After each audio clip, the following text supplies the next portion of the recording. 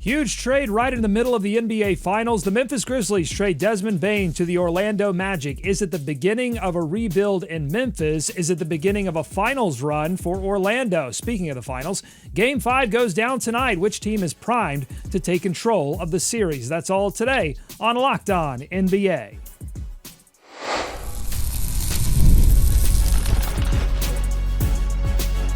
You are Locked On NBA, your daily NBA podcast. Part of the Locked On Podcast Network, your team every day.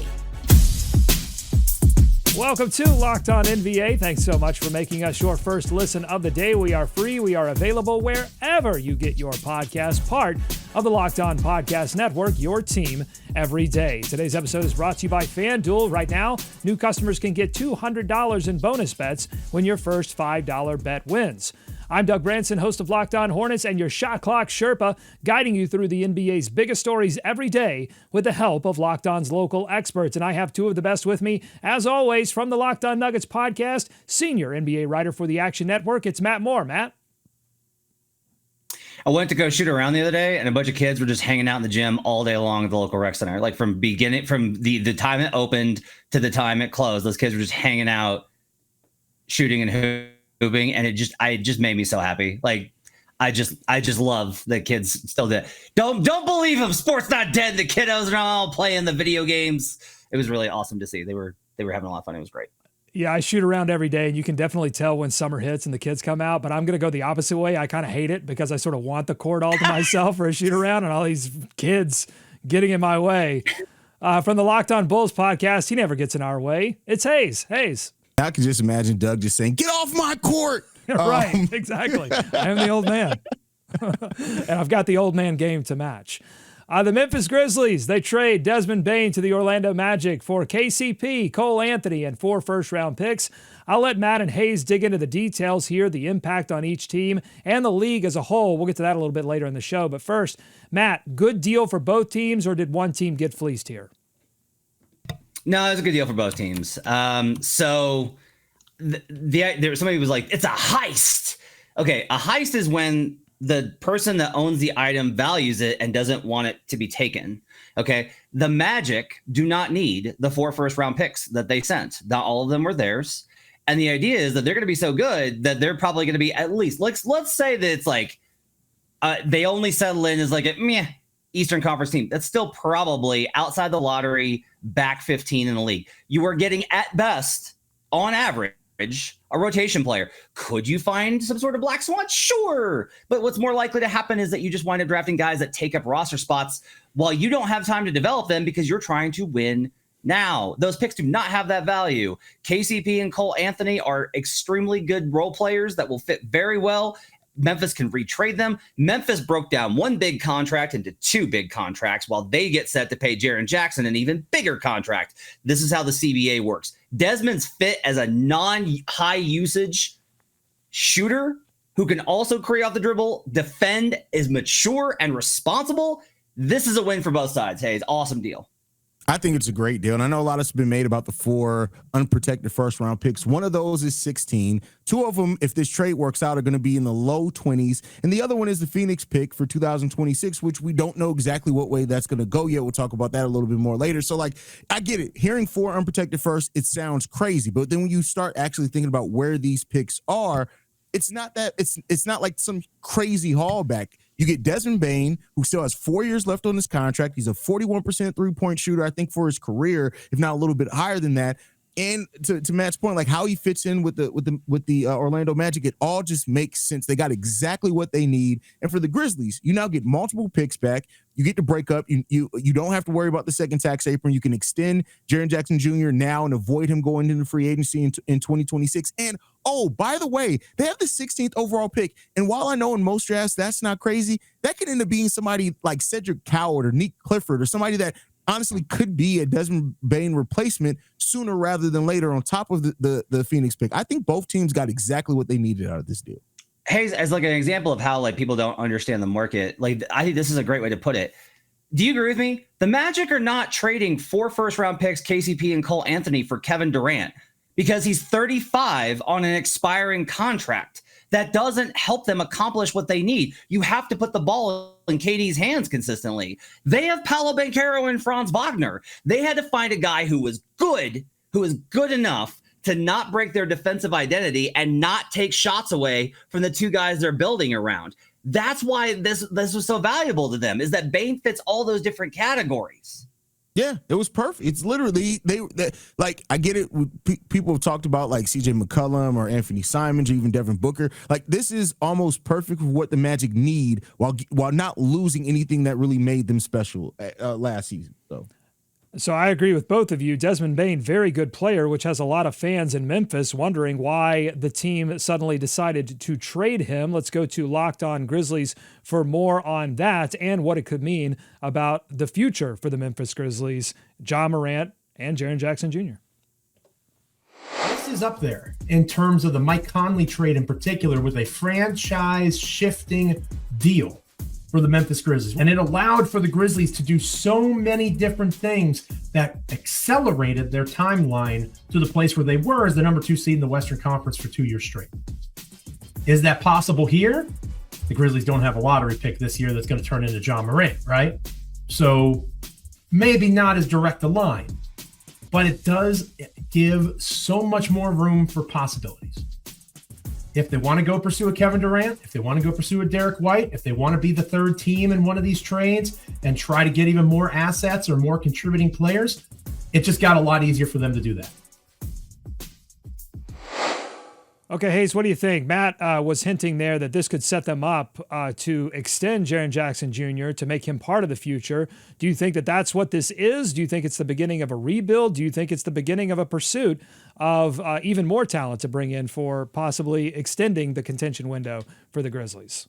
Yeah, I think it's a mixture of all those things. I don't think they're going to rebuild. I do think this is for them to extend Jaren Jackson Jr. and now they have more assets to try to add some stuff that they still have. They still got, a lot of talent on that team. I know that the Memphis Grizzlies have taken a bit of a step back over the last couple of years from where we viewed them 2 years ago, right? We looked at them as this team that could be contending for a title at this point, and it didn't go that way. But I think this has put them in a unique situation. They could still lock in 2 members of that former core, and now they have more assets to go out there and get somebody else or just draft players in the next 2 drafts that are really deep, and they'll be fine there going forward.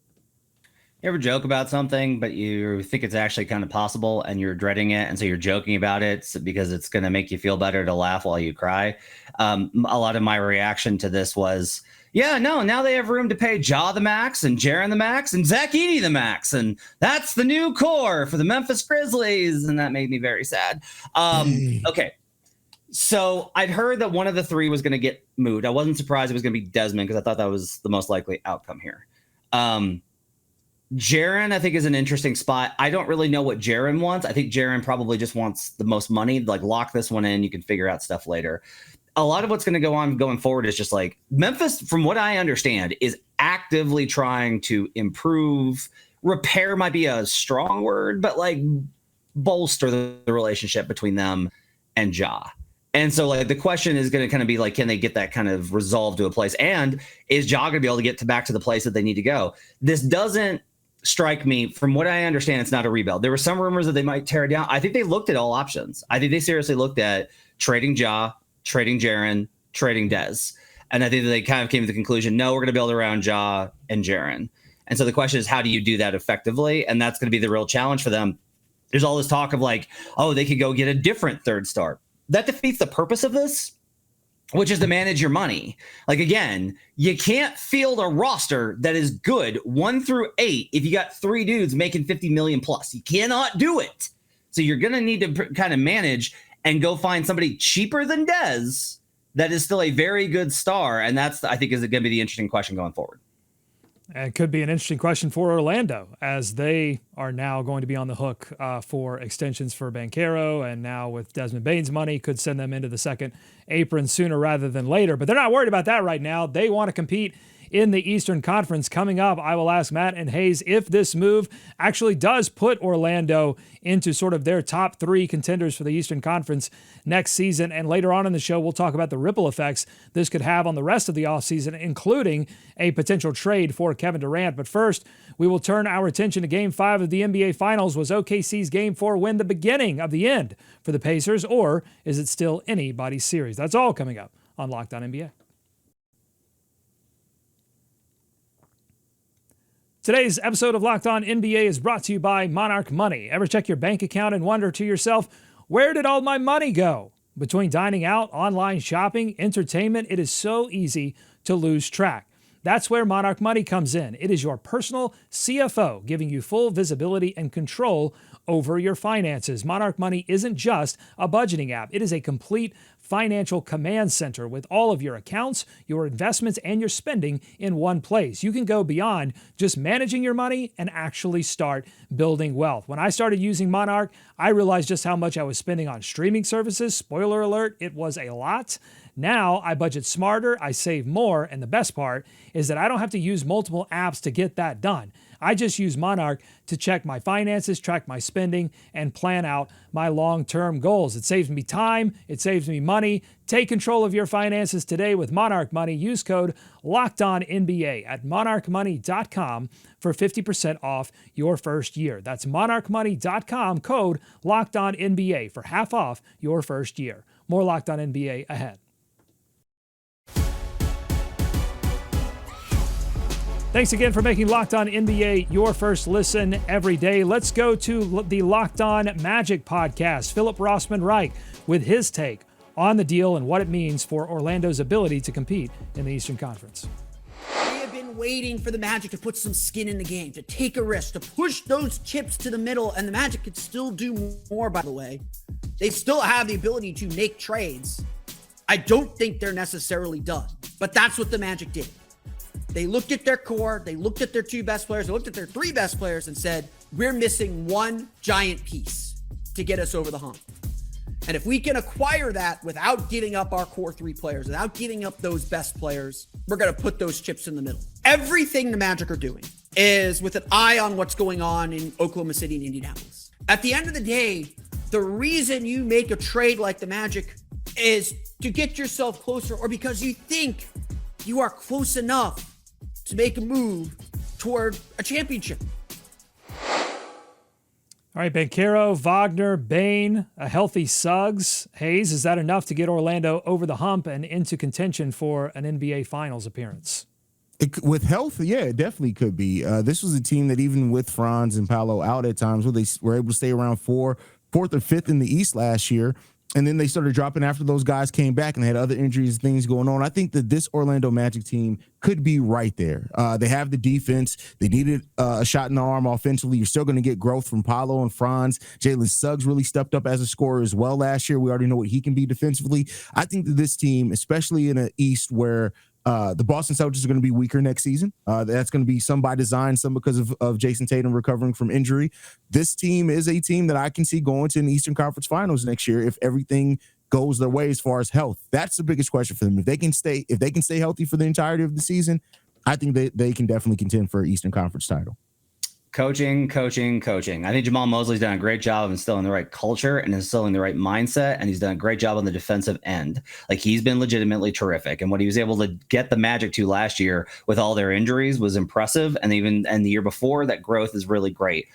There's a reason why Mark Steins reported that they're looking for an offensive assistant. They talked to Jared Dudley in Dallas. They're talking to Shamgod as well, having Mosley having worked in Dallas, looking to bring some of those guys over, because they need a shot in the arm offensively.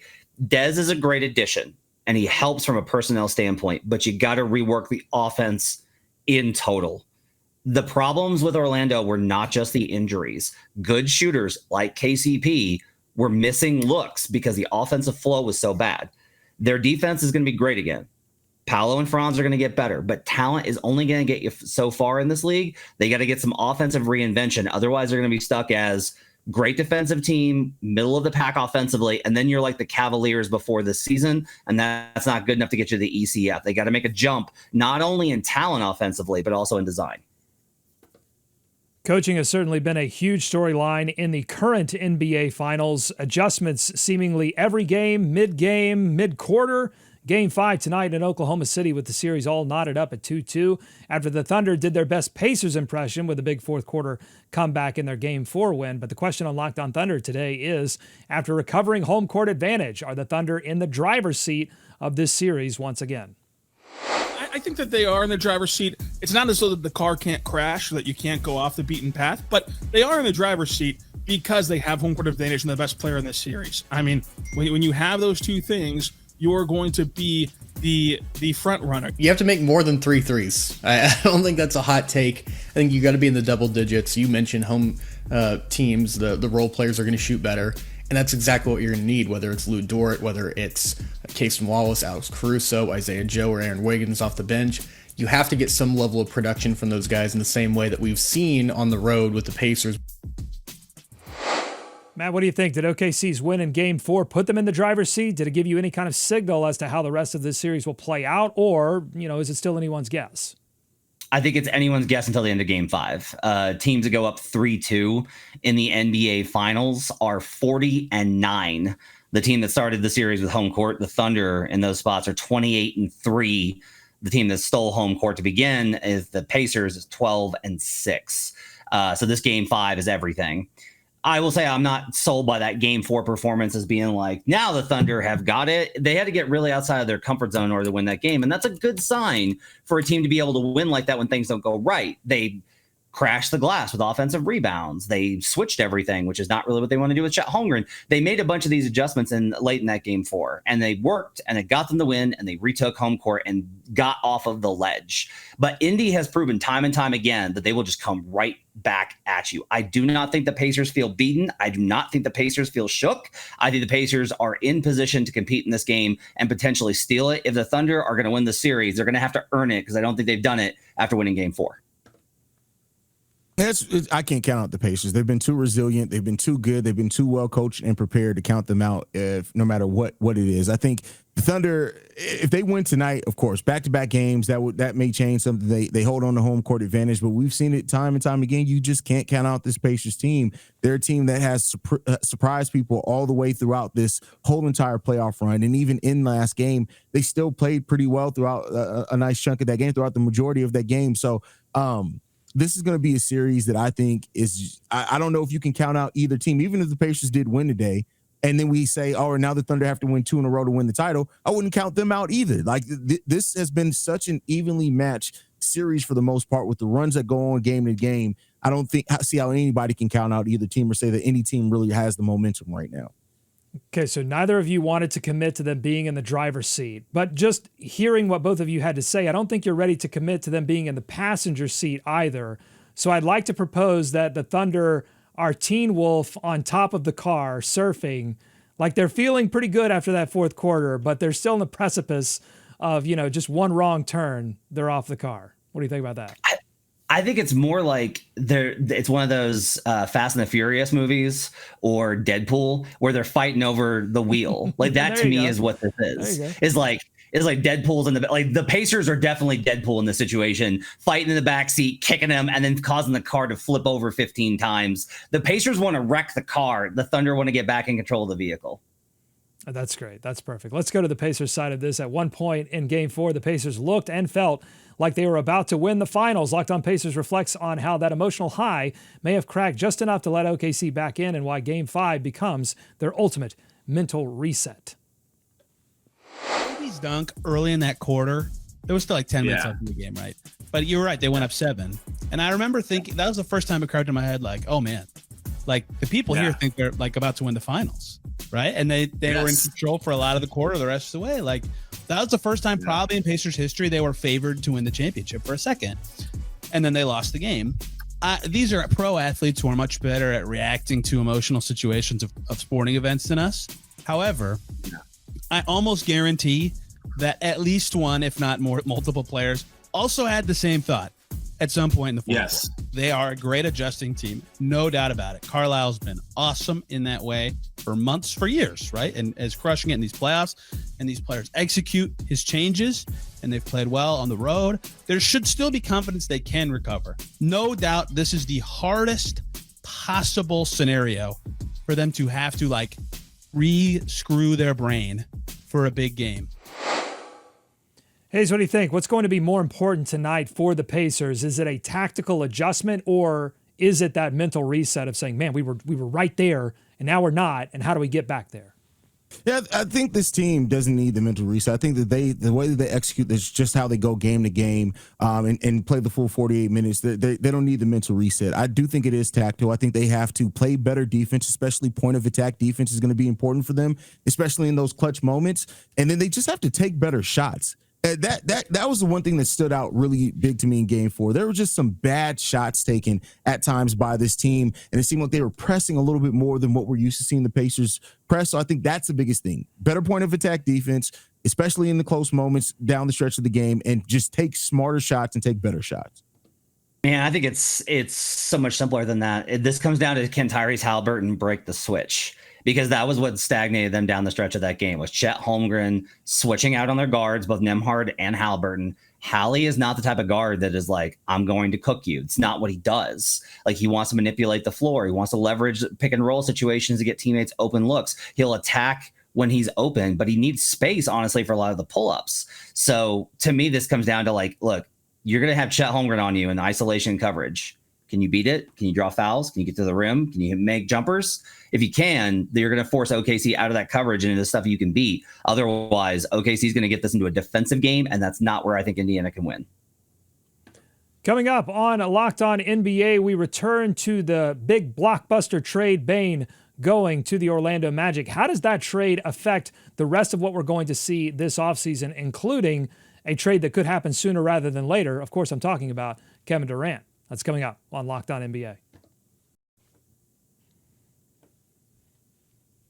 Today's episode of Locked On NBA is brought to you by our friends at FanDuel. The NBA playoffs, the NBA finals, they are at full throttle. Can't get any more right now than that. 2-2. Highlight dunks, wild momentum swings, players showing up in huge moments. It's all there. If you're locked into every game like we are, why not turn that energy into a win?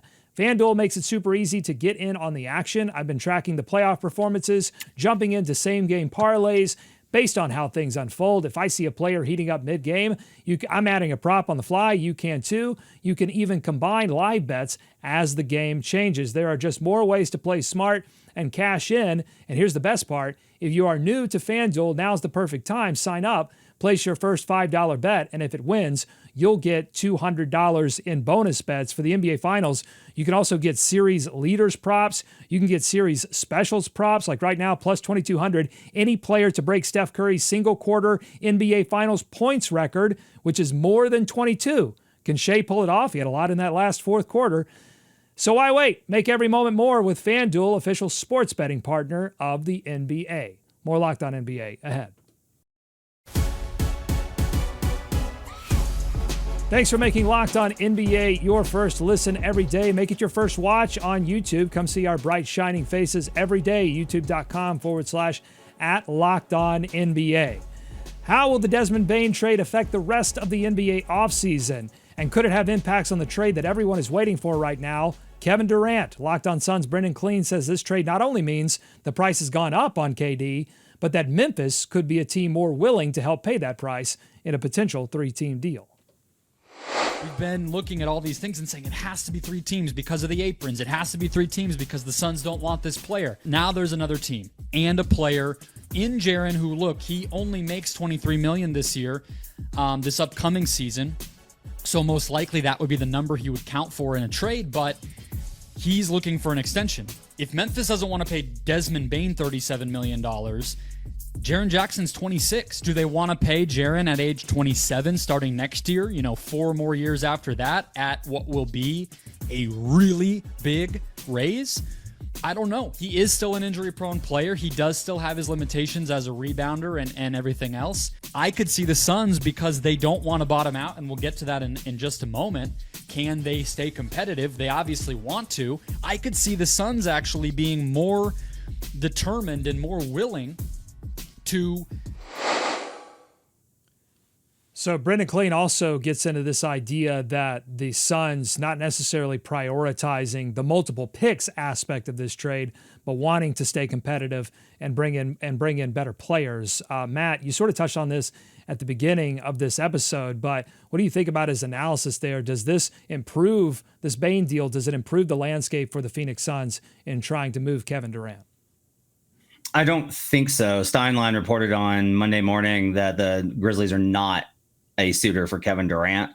That makes sense to me. Like, it doesn't make any sense.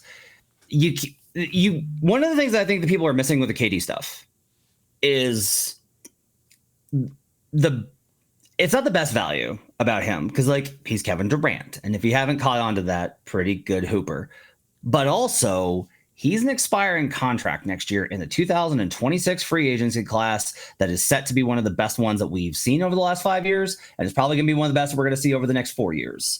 So every team that's considering him has both short-term and long-term implications. If you're Memphis, you don't need that expiring money. What are you going to do with free agency? What are you going to do? What are you going to do with all that cap space in Memphis, Tennessee, with Ja Morant and no Jaren Jackson Jr. and no Desmond Bane? What are you going to do there? Nothing. So it doesn't make any sense for them to be a KD suitor whatsoever.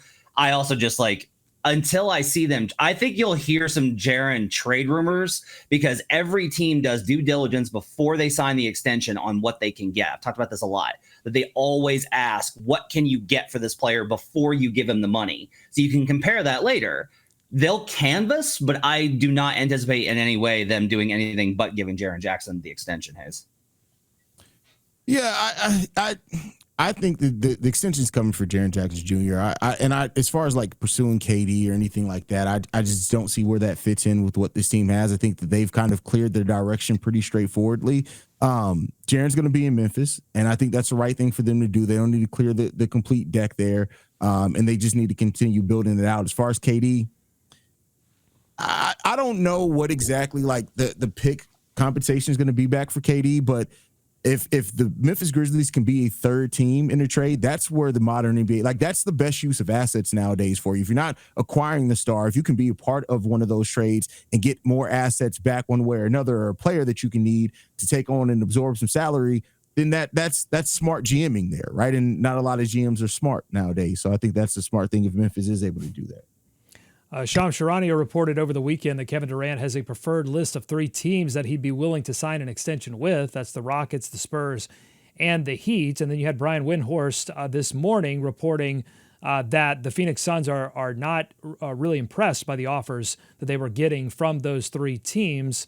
Matt, you're shaking your head vigorously yes.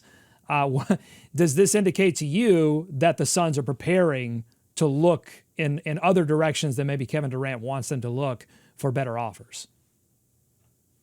I mean, look, it's all a posturing game. This is KD being like, hey, I'd rather play here. And then the Suns being like, yeah, but we can't get what we want there. And so like they're trying to quote unquote work together, but this is going to be a tension point. One of the little things that you pay attention to the writing of ESPN, Steinlein, all these major contributors, everyone that knows the inside track on this has mentioned the same thing, that KD and Kleiman were blindsided by the talks of the Warriors at the deadline. So there's a little bit of like, look, you didn't include us at the deadline. We can't trust you.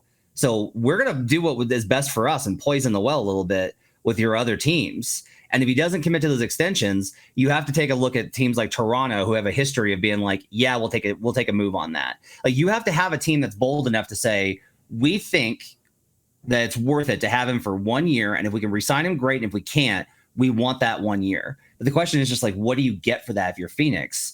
Like, something's going to have to give here. And I don't know how this ends. This is what's really fascinating, is now that we're getting down to it with a week to go because the Suns are on a time crunch, I don't know how this ends, Haize.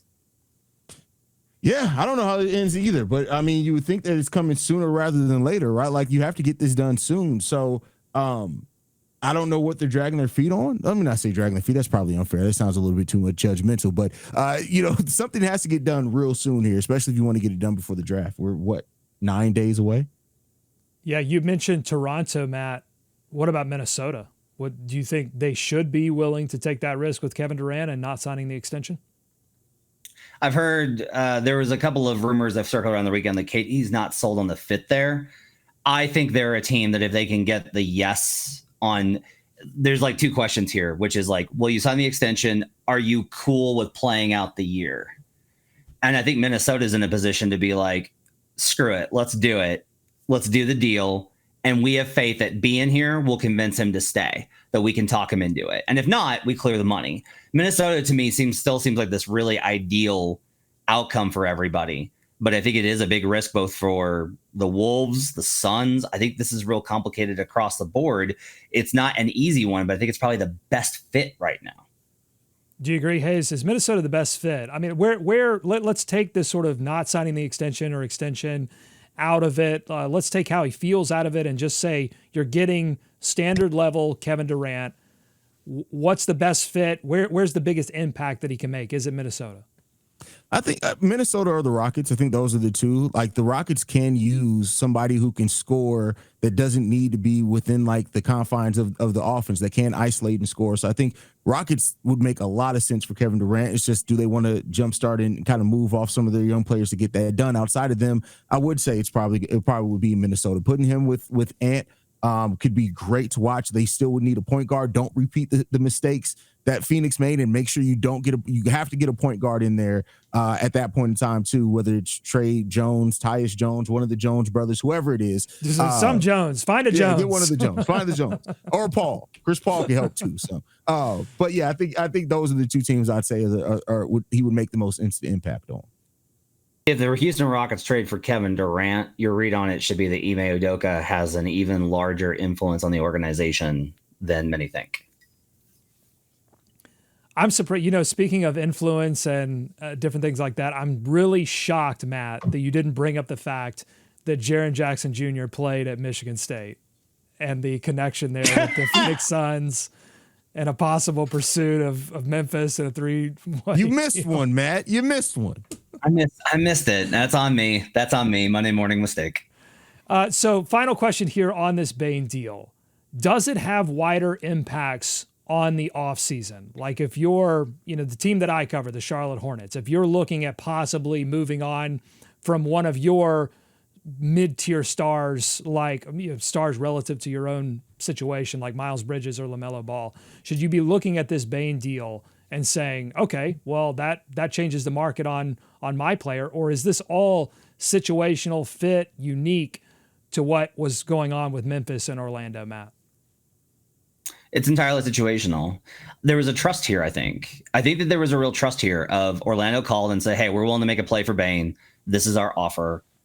Like, we're willing to go heavy in on it.